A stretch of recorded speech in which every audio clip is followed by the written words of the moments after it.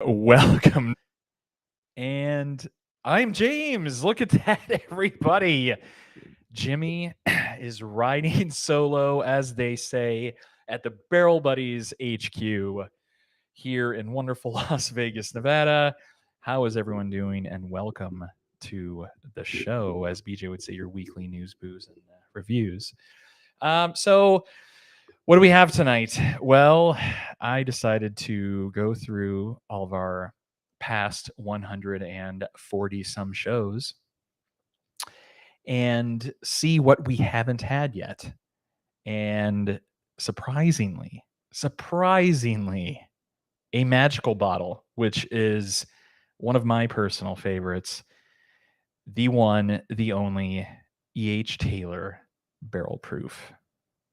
This is an absolute gem of a whiskey. Get right into the details because this is some pretty spectacular stuff here. So first of all, this is batch 12. So batch 12 is 2023. So they usually release these, I think it's once a year. It's once a year.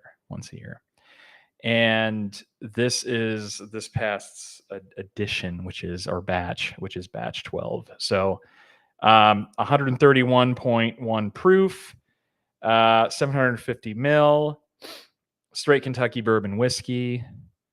And I will read a little story on the back here. Edmund, we should have asked.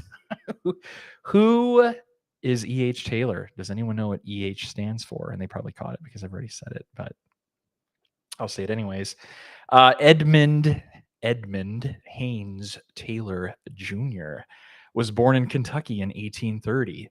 After moving to Louisiana with his great uncle Zachary Taylor, Zach, how's it going?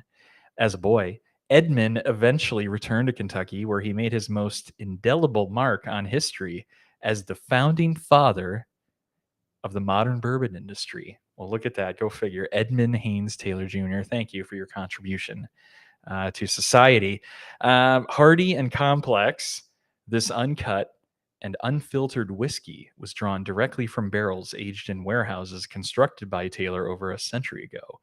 Hand selected and bottled at over 125 proof, it reflects the way whiskey was produced in the days before Prohibition. With hints of chocolate and molasses, it is smooth yet powerful and uncompromising, just like its namesake, Colonel E.H. Taylor. I don't know who. Oh, and I have some comments already. I have some people blowing me up on the socials. My apologies, friends. I'm going to turn that off. And how did he become a colonel? This is my. Let's pull up Buffalo Trace's website here and take a look. Let's see, what do we got here on the old Buffalo Trace's website. So for those that didn't know, it's a Buffalo Trace product. And let's see what they have on here. So crafted from hand-selected barrels. That's pretty much what we already went through. This bourbon is bottled directly from the barrel, uncut and unfiltered at more than 125 proof. Edward Haynes Taylor Jr. was the owner of the Buffalo Trace Distillery. Drawn from barrels aged in warehouses over a century ago. Under Taylor's watchful eye, this taste is smooth yet powerful and uncompromising, just like its namesake. Okay. Let's jump into what they say, the tasty notes, and then obviously we're going to get into it. So they're saying cooked berries on the nose, caramel, floral smell, weird. Bold, full spice, vanilla, dried oak, and pepper. Okay. All right. Well, there you have it on that. So long, Buffalo Trace. But we need to each Taylor. Let's just look at the good old Google, and apparently, like, what's his story? Like, that's let me share out his story here. So we're gonna do this. Just give me a moment here, folks. Bam. All right. Okay. So what do we got here? Colonel Edmund Haynes Taylor. So he is, and I'll just paraphrase. We're not going to go through this whole thing. Founded a world-class distillery, advancements in the industry, father of the modern bourbon industry, countless innovations that he contributed into the bourbon industry. He was an involvement in the industry first came as a banker, and through his experience as banking, he became acquainted with prominent whiskey makers. He then purchased in 1869 a small Leestown distillery that he christened the OFC. Oh, does anyone out there know what that is? The good old-fashioned copper. Was his first foray into distilling, making an immediate mark on the industry by modernizing, expanding, and upgrading the plant. It says among his innovations were copper fermentation tanks, state-of-the-art grain equipment, column stills, modernized buildings, and a more efficient sour mash technique, and a first-of-its-kind steam heating system still used in barrel warehouses today. Okay. Uncle P, how's it going, man? You got Jimmy riding solo here tonight. Welcome to the show. We're talking about Colonel E.H. Taylor because I broke out a batch 12 barrel proof E.H. Taylor barrel proof tonight. So we'll be getting to that in just a second. And we're trying to find out why he's a colonel. So a skilled politician, Taylor was instrumental in fighting for higher standards in the bourbon industry, pushing for the passage of the Bottled and Bond Act of 1897. As if his involvement in the bourbon industry wasn't enough, Taylor served as the mayor of Frankfurt for 16 years. The OFC distillery was purchased by George T. Stagg in 1879 and remains an integral part of Buffalo Trace's history. Taylor's remembered as the last of a breed, a true bourbon aristocrat who was responsible for linking the classic and modern eras of bourbon making. E.H. Taylor brand. So that doesn't help us because why is he a colonel? Like, I don't even know. So why is I mean, if anybody knows, please let me know. I can't seem to find anything. Going alone tonight, man. That's all right though, because we have a great pour. I'm gonna get into this. Oh, that's a great little pop there. That was a good one. And just do a little smidge, which is a little more than a smidge. Yeah. So as I talked about earlier, the one thing, and that's completely false because I just wanted to take a look at something for this batch, exactly how much I paid for it. I want to say the MSRP was $129 for barrel proof. Let's see. Off our local liquor store here that has it. $199. So that's if anyone knows out there, because I'm getting some mixed. No, they're saying, well, in 2020 MSRP was $74.99. So we know prices have gone up, but that was 2 years ago. Maybe it is up to $199 now. I mean, everyone else. So it's a very highly allocated bottle. There's not much released yearly. And secondary, these typically go anywhere from 400 to 600 based on the batch. This one's coming in at 60-ish%. 65. Yeah. So like 65.5. So let's get into this. So wow. So that nose. Wow, this is a pleasant nose, and I apologize for I'm just like taking it in. Very sweet. You get this like sweet vanilla right on the top. Like really, really sweet. Caramel, some baking spice. I see what they're saying by a little slight floralness, like a hint. But it's just like walking into a bakery and dunking your head in like they're about to put the icing on all the cinnamon rolls. And you just get that icing and kind of baked goods smell. Jeez. With like kind of cinnamon red hots. It just is the perfect combination. Wow. Family, how's it going? Welcome to the show. Welcome. What's everybody drinking tonight if they're having a beverage or if they're just hanging out? Jimmy is riding solo. We have Beej, who is actually out in the good old Disney World area. And yeah, he'll be on location well, I'll have to hit him up to go live here on the Instagrams. So yeah, I want to get into this. So cheers, everyone, if you're having a beverage tonight.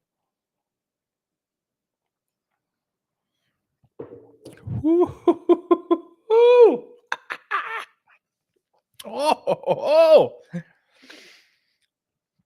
wow, that has so much flavor and just packs such a punch in such a good way. But it's got a heat. It lingers and it's just a heavy, thick boy. It is like oily, meaty, and just oak. I get this very pleasant, and I'm usually like the Mr. Can't do tannins, can't do oak, Mr. No Oak. And this just has a wonderful taste to it. There is just a back to a lot of the palate. So you're getting a lot of that cinnamon. You're getting that cinnamon candies, like those little round discs, whatever, those little stupid cinnamon things. With like that caramel, the baking spices, the heat's there, but it's very subdued, but it's powerful. Subdued yet powerful. I don't know if that's is that an oxymoron? But wow, it's just and it's almost, I don't want to say too much, but it's a lot. Like if you're having a pour of this, I don't think you can really. I would say you're definitely not going to blast through this unless you just are drinking for effect. But wow. Round two. Oh, got a bit more there. Kind of hits you right in the sinuses, and that ethanol punch, kind of like that Vicks vapor rub, but not a bad way. It's kind of like a little bit of methanol in that nose. Just hits you, and then wow, yeah, super viscous, oily. I got a bit of like a hint of rancio, like a little bit of that like old library, like leather bound books, dusty warehouse, like a dusty room. Like you open the door and you just get that smell of just dead air. That's, if you put that into a taste, which I know is so weird. It's in here. It's in here. Wow. Like I said at the start of the show, this is one of my favorite bottles. I'm a huge fan of this. Unfortunately, this is the only one I have. It's released yearly. I think I paid $1.99 for it. I think it's about what I paid for it, which I'm pretty sure was MSRP this year. And I'm okay with paying that. Do I want to pay more? No. Would I pay more? Nah, it'd be tough. I will not buy these secondary, that's for sure. Would I pay a little bit more than 200? Maybe max 250, just because I really, really enjoy it. Obviously not as a daily drinker, but as like a weekend drinker, like, oh, this is the Friday night bottle. But 200, I think, yeah, that's about it. What I'd want to pay. 250. Yeah. It's solid. Jumping right into the ratings. So nose, taste, and value. I'm gonna go jump. I'm just gonna say 3 on the nose, 3 on the taste, 3 on the value. Boom, boom, boom. That already puts me at a 90.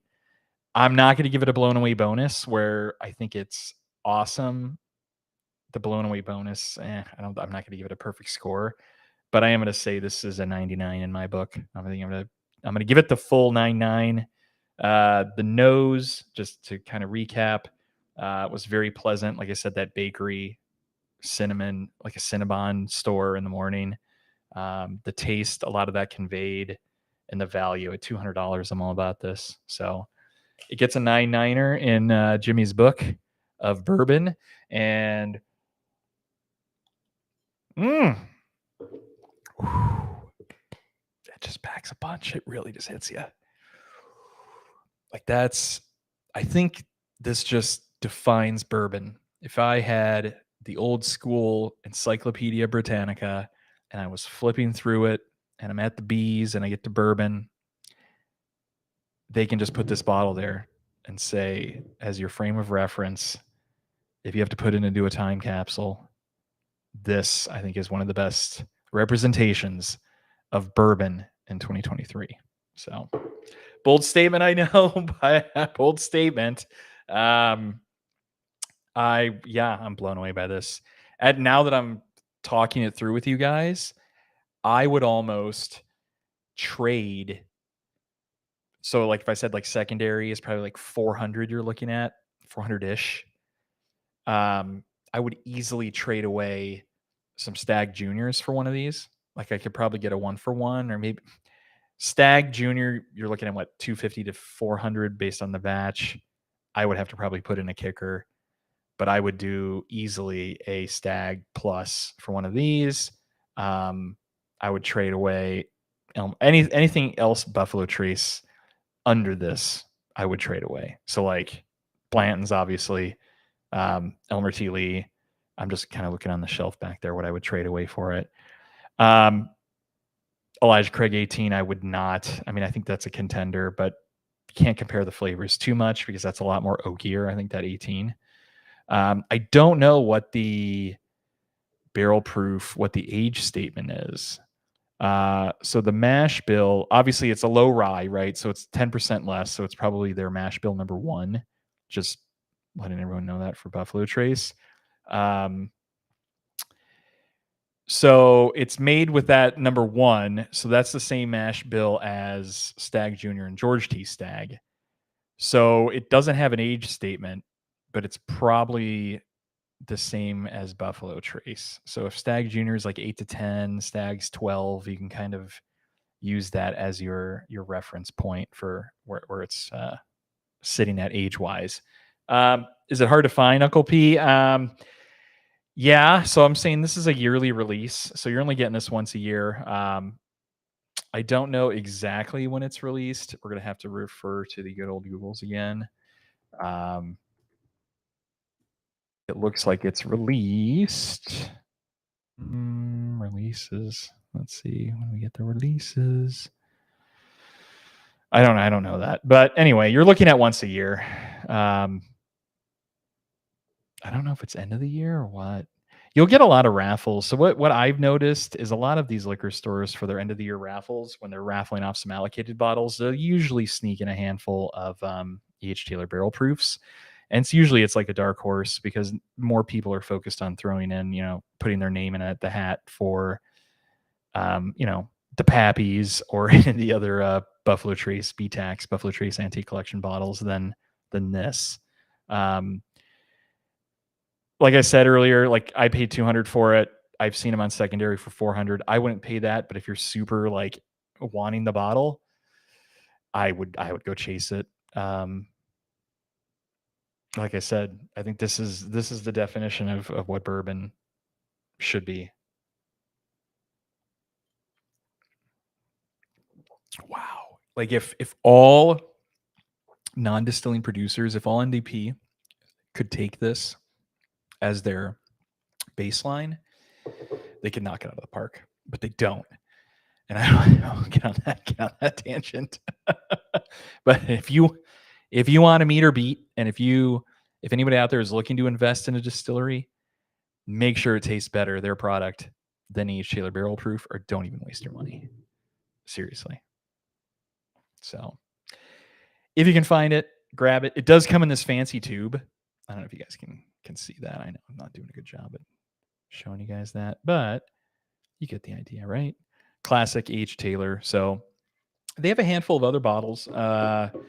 So you'll see throughout the year, they kind of do allocated releases throughout the year. You'll see the E.H. Taylor small batch, and that's the one that people really kind of go wild about because that's like a $40 to $60 bottle based on the store.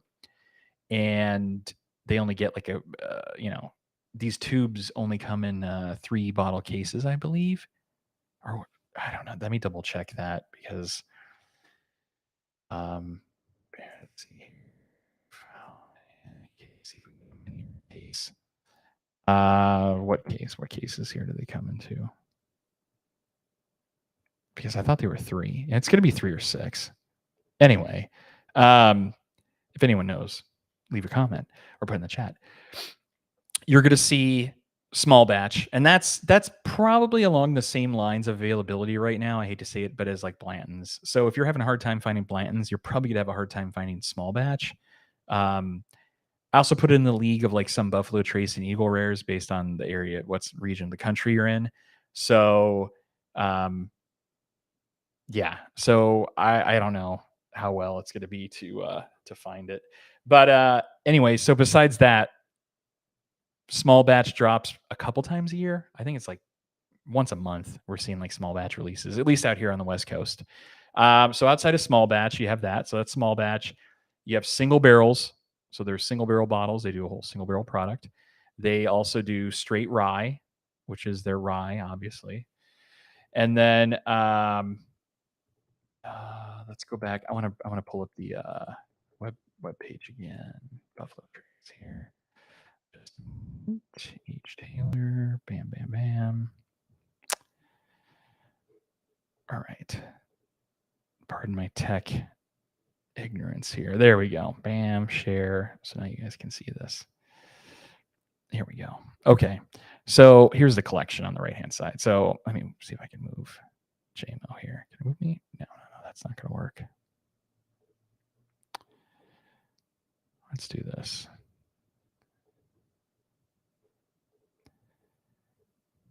No. All right. We'll just do this then. Okay. So we talked about small batch. So there's small batch. They have single barrel, barrel proof. They have their straight rye. And then the following are their random one-offs. So they caught on pretty early with the bourbon FOMO and hype and released all these bottles on this list on the Buffalo Trace website here has a story behind it. A very, very famous example is the Warehouse C Tornado Survivor. So if you check this out, and then here, I got to share it separately. So hold on. So let's share that. So for example, this Tornado Survivor bottle.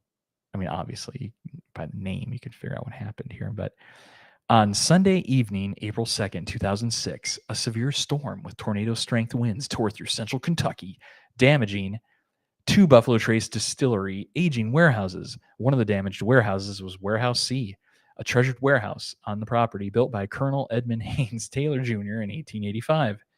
My assumption is probably a colonel for the Civil War then, right? Probably. Does that make sense? Okay. It sustained significant damage to its roof and north brick wall, exposing a group of aging barrels to the elements. Very similar to Hello, the Blue Note story. Oh, when these barrels were tasted years later, it was discovered that the sun, wind, and elements that they had experienced created a bourbon rich in flavors that was unmatched. This was truly a special batch of barrels. And though the distillery does not hope for another tornado, it feels lucky to have been able to release this once in a lifetime product. So it's stuff like that that sells bourbon. I mean, anything with a wild story, people are all about, right? I think people have that FOMO, and when they see something like that, they will jump at it. So let's do this. Let's go back to my sharing here. Boom, bam. Okay, so back to that. So we have a couple more on the list here. So just starting at the top, you have the and they're all kind of like obvious, right? So like cured oak, seasoned wood, 4-grain, amaranth, which is like the brand, not the, not who you guys are thinking of. The 18-year marriage, which is like an extra aged product. So it was 3 signature mash bills, 18 years, 2 different bourbon mash bills, and then their wheated bourbon mash bill into the 18-year marriage. So it's that marriage of bourbon mash bills that give a, whatever. A crazy, in a nutshell, they're almost impossible to find. So I've seen most of those like kind of outliers, and those aren't released. Those are one-offs. Those are released once and then you don't see them again. I would say $2,000 and up. I think I've seen the Warehouse C, not the Tornado Survivor, but they did another Warehouse C after the fact. And it was $2,000. So Just to put that in perspective. And I have not had any of them. This has been the only one that I have had the pleasure to try. So let's polish this off here. Ooh, that was like a wonderful, pleasant pour of E.H. Taylor barrel proof. So there you have it, guys. If you can find it, get it. $199, $200. I'd say it's a must have. Like don't get suckered into getting some no name distilleries secondhand juice that's like 6 years old, that's super hot and hazmat junk that has some sticker and somebody's 3D printed pop culture reference cork that they printed in their basement of their parents' house. Like, don't fall for that. Don't buy that junk. Stick to the classics. Thankfully, bourbon's on the downswing. At least I think from a hype and pricing perspective, we're starting to see prices drop. And hopefully that continues, right? A lot of these distilleries caught on and they expanded their operations. By now it's like probably 5, 6, 7 years ago. So we're going to start seeing a lot of stuff here in the future. A lot of allocated bottles is what I mean. So be on the lookout. We'll be talking about it here on the Barrel Buddies. So follow us. Don't forget, like, subscribe, all that junk. This is the time for the spiel. So we appreciate everything you guys do, commenting and liking all of our videos. Follow us on Instagram at the Barrel Buds. And for the Barrel Buddies, I am James. Listen to that silence. I love it. It's beautiful. And here's what they all missed out on, guys. Is that barrel proof E.H. Taylor. We'll catch you next week.